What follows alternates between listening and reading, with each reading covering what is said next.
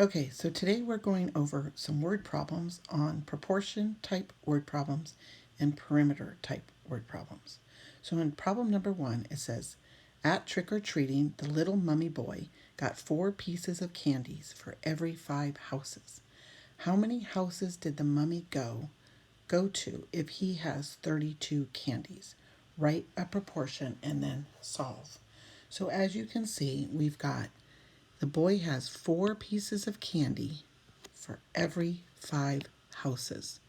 So we can say he's got 4 pieces of candy for every 5 houses. And that is called a ratio. Right? So that is called a ratio. So for every 5 houses, 4 pieces of candy. Every 5 houses, 4 pieces of candy. So they want to know how many houses.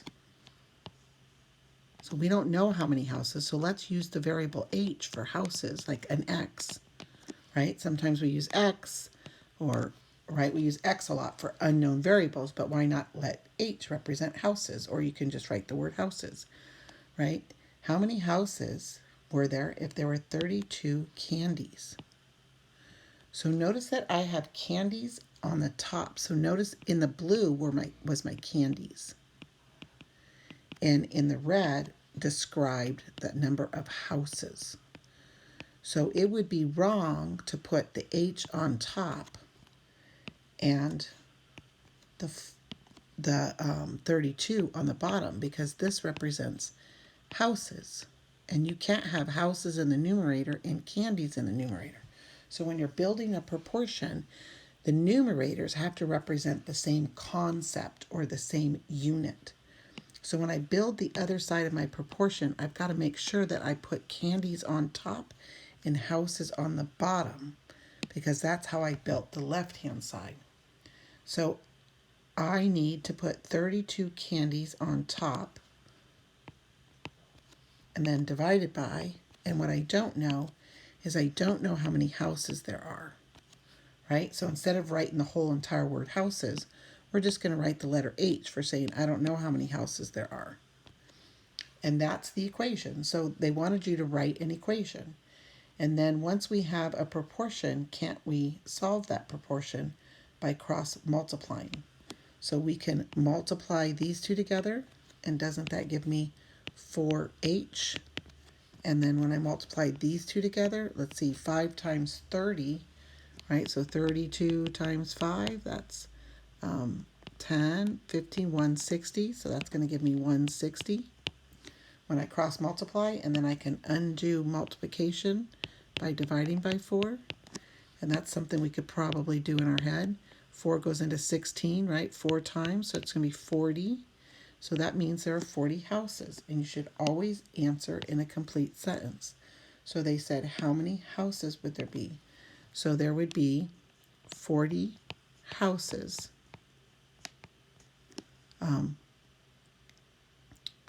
Would get the mummy boy 32 candies. So he would have to go to 40 houses to get 32 candies. If he was going to go for every 5 houses, he gets 4 pieces of candy. So for every 5 houses, he would have to go to 40 houses to get 32 pieces of candy according to this ratio of 4 to 5. Okay, so we built a proportion. Let's look at number 2. A birdhouse and the pole that it is on casts a shadow of 15 feet long. If a person standing nearby casts a shadow 5 feet long, if a person standing by casts a shadow 5 feet long and the person is 4 feet tall, how tall is the birdhouse? Sometimes it's good to draw a picture. So we're going to build a birdhouse and a shadow. So they said that the birdhouse is, or the shadow is 15 feet long. So we're going to say 15 feet. And that's the shadow. Then we have a person, and the person also casts a shadow right? So we have the person. This is the casting of the shadow. That's the person shadow. And it says the shadow of the person is 5 feet. So this is 5 feet. And they also told us that this person is 4 feet tall.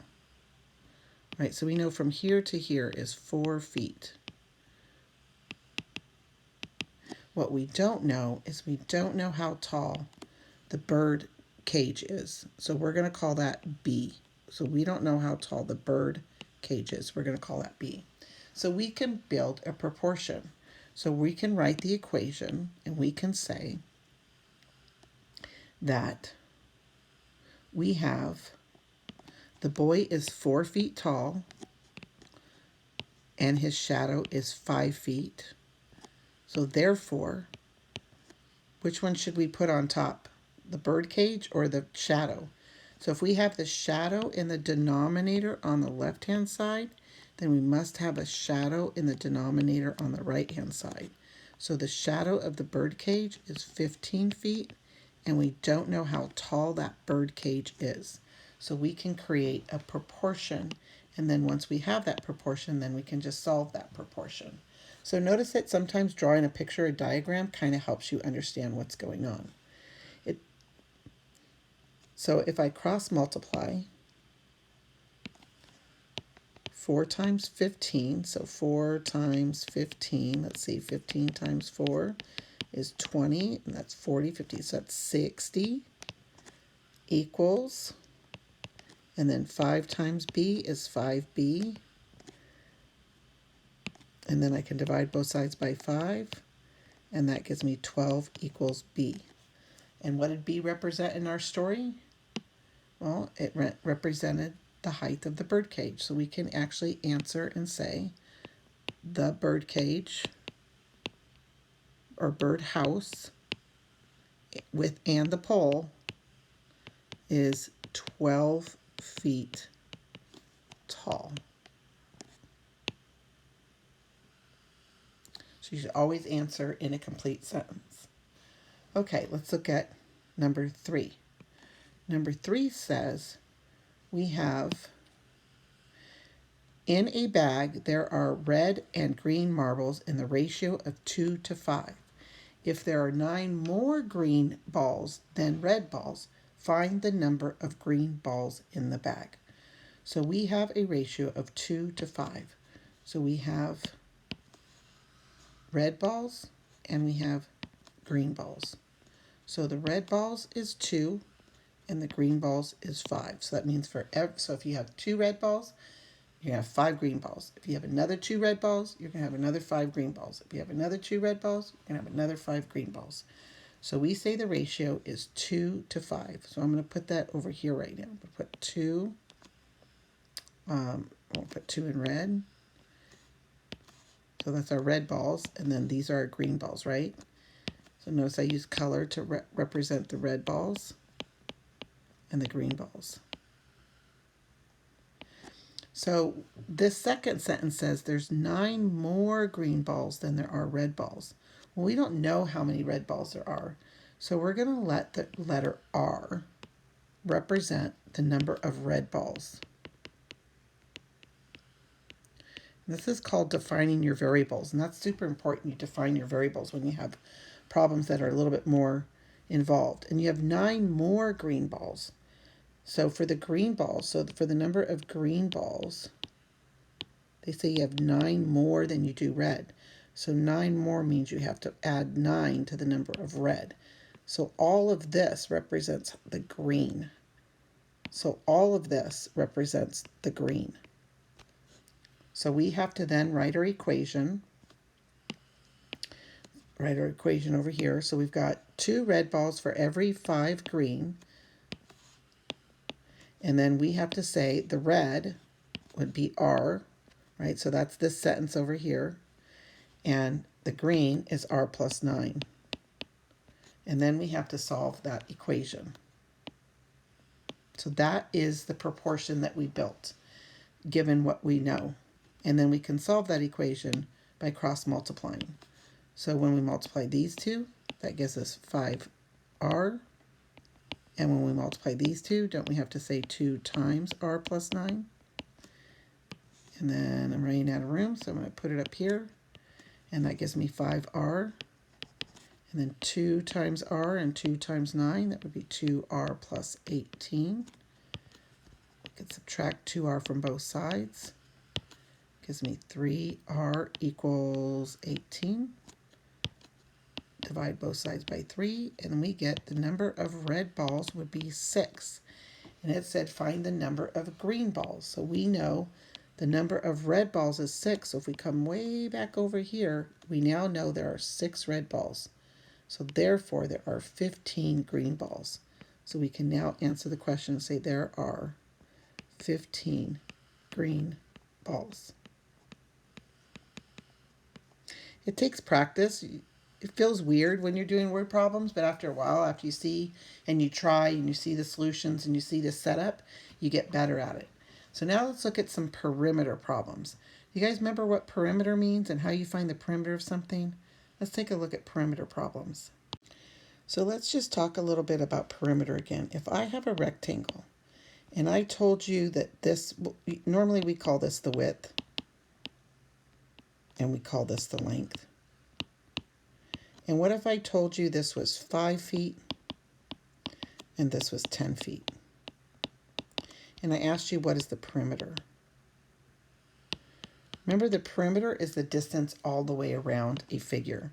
So if you were to build a fence and you all the way around, you'd have to build 5 feet of fence, then you'd need 10 feet of fence, then you would need another, right, 5 feet, and then you would need another 10 feet. So perimeter is like the distance around, like pretend you were running the perimeter. You would run 5 feet, then you would run 10 feet, then you would run another 5 feet, then you would another 10 feet.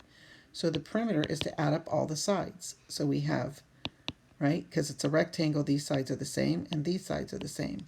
So you can either say 5 plus 10 and another 5 plus 10, or you can say I've got 2 10s and plus I got 2 5s, right? So you can say I've got 2 10s and I've got 2 5s. But anyways, you're adding all of the sides together, right? So perimeter is when you're adding all the sides up. That's different than area. So now that we remember about perimeter and you're just adding up all the sides, let's go ahead and do the next problem. So perimeter is just to add up all the sides. So on problem number 1, it says write a perimeter equation and solve. Write what are the dimensions of the rectangle. The dimensions is just a fancy word for saying what is the length and what is the width. So this side is the width and this side is the length. And so the perimeter is 18. So the perimeter means we have to add up all the sides. So if this is 4x minus 8, then isn't this 4x minus 8? And if this side is x plus 2, then isn't this side x plus 2? Right? Because doesn't rectangle have the same? So if I'm adding up all the sides, don't I have an x plus 2 plus, don't I have a 4x minus 8 plus, don't I have another x plus 2 plus, and don't I have another 4x minus 8? And they told us the perimeter is going to be 18. So that means we're going to put 18 for the word perimeter, because we know the perimeter is 18, and then we solve that equation. So notice that we took each side and we added each of those sides. Now, you've got to say there must be a faster way. And there is, but that's the basic way, and that's one way you can do it. But I think you all agree that there's a faster way to do this, right? If we want to find the perimeter, and we know that they're both 4x minus 8, and this one's x plus 2, because the sides are the same. If I want to find the perimeter, don't I have 2 lengths? Right, so don't I have 2 lengths plus, don't I have 2 widths? So that is the formula for perimeter. So that is a formula for perimeter. So we can say that, and we can say, well, we know the perimeter is 18. And we know we have two lengths, so we'll use this for length. Plus we have two widths.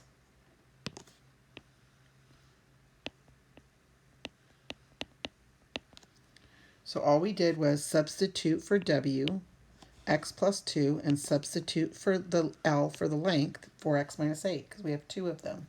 And then we can use the distributed property. So 2 times 4x and 2 times 8 is 8x minus 16. 2 times x is 2x, and 2 times 2 is 4. And then wouldn't it be smart to combine like terms? So we have an 8x and a 2x. That would give us a 10x.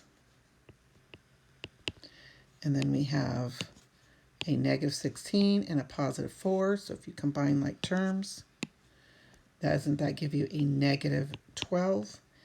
And then we can start using algebra to undo and running out of room. So I'm going to like come up here, and that gives me 10, 20, 30 equals 10x. Divide both sides by 10, and we get x equals 3. And then it said find the dimensions. So now we know that x is 3. So now I can put 3 in for x. So I could put a 3 there, and I could put a 3 there.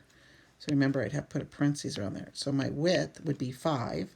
So the width is 5 feet, and the length is, and remember the length is going to be 4 times 3. So again, the length is going to be 4 times whatever x is minus 8. And we just found out that x was 3. So the width is going to be 12, or length 12 minus 8. So the length is 4 feet. Which really doesn't make sense because the width can be bigger than length. The length doesn't always have to be the longest side. So that's your answer, and you should always answer in a complete sentence. So remember, when they say what are the dimensions, they're talking about what is the width and what is the length. That's a fancy word for dimensions. Okay, so let's erase that, and let's try the perimeter for number 5. So remember, a perimeter is to add up all the sides. And for a rectangle, we have two lengths. So the perimeter, we have two lengths, right? And we have two widths. So we have this formula that we could use. But for a triangle, the sides are all different sizes, so we just literally have to add up all the different sides. So we have to add up side 1 with side 2 with side 3. And perimeter equals 60. So we say the perimeter is going to equal to whatever side 1 is, plus whatever side 2 is, plus whatever side 3 is. And we know the perimeter is 60, so we're going to say 60 equals side 1 is 6x minus 4. And then I'm going to emphasize in red the plus sign, and then side 2 is negative 2x plus 30. And then plus side 3 is x plus 4. So this is our equation. So they asked you to build an equation, and since we're talking about perimeter is to add up all the sides. So you have to add up all the sides if you're talking about perimeter. And then we can solve this by combining like terms. So if you take all your x's and add those up, remember that's a coefficient of 1. So that's going to be 6 and negative 2x is 4x, and 4x plus 1 more x. That would equal 5 x's in total. And then if you combine the constants, we've got a negative 4 and a positive 4 and a 30. And so isn't a negative 4 and a positive 4, doesn't that make a 0? So doesn't that leave us with just a plus 30? And then after combining like terms, we can undo the adding 30 by subtracting 30. And we can undo by dividing by 5. And that gives us x equals 6. And then what did they ask us to find? It says, what is the length of side 2? So remember, side 2 was negative 2x plus 30. So now we can take the x out, and we can put, because we just found out that x was 6. So now we can put, wherever there's an x, we can put 6 in its place. So that's going to give us negative 12 plus 30, and that's going to be, what, 18? So now we can say side 2 is 18 centimeters long. And that's our final answer. Your final answer should always be in a sentence. Okay, so proportions and word problems. So today we went over proportion problems and perimeter problems.